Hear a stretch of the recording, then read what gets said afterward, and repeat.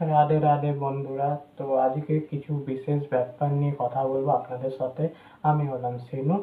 চলো ভিডিওটা শুরু করা যাক।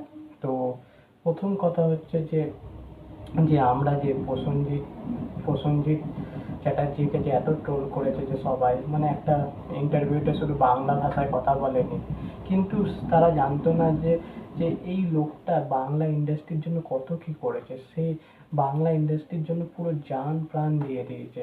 বাংলা ইন্ডাস্ট্রি, সে কখনো বাংলা ভাষাকে অপমান করতে চায়নি।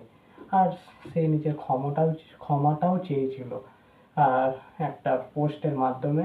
তো সেই প্রসেনজিৎটাই উদ্যোগ নিচ্ছে বাংলা সিনেমায় 100টা সিনেমা হল তৈরি করতে। 100টা সিনেমা হল তৈরি করতে। তো এক্ষেত্রে অনেক হবে যে সিনেমা হলগুলো যেখানে 400-500টা সিনেমা হল ছিল, সেখানে এখন কমে 240টা হয়ে গেছিল। তো সেটা এখন তো প্রসেনজিৎদার উদ্যোগে সেটা বাড়তে চলেছে। তো যেখানে মানে অনেক অনেক জায়গায়, যেমন বাঁকুড়া, পুরুলিয়া, ওই জায়গায় সিনেমা হল খুব একটা নেই। তো তাদের সিনেমা দেখতে হলে কলকাতার দিকে আসতে হতো। কারোর পক্ষে পসিবল নয় যে অত দূর দিয়ে সিনেমা দেখার জন্য অত দূর দিয়ে টাকা খরচা করে আসা। তো তারা টিভিতেই সিনেমাটা দেখতো।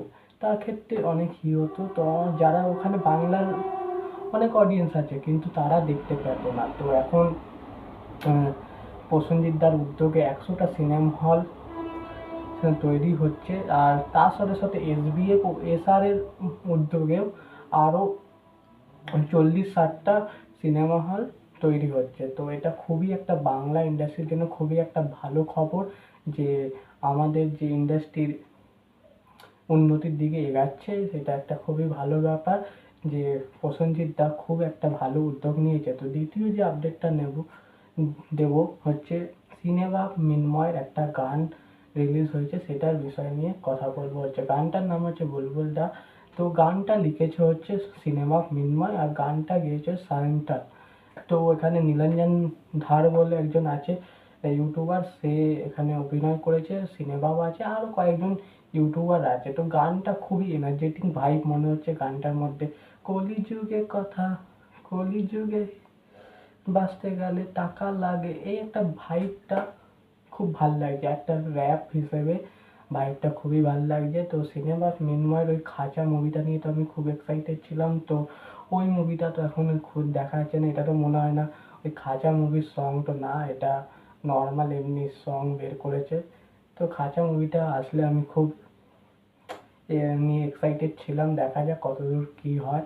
তো বন্ধুরা, ভিডিওটা যদি ভালো লেগে থাকে লাইক এবং শেয়ার করে দেবেন। যদি চ্যানেল নতুন হয়ে থাকেন তো চ্যানেলটাকে সাবস্ক্রাইব করে দেবেন এমনই আপডেট পাওয়ার জন্য। দেখা হচ্ছে নেক্সট ভিডিও।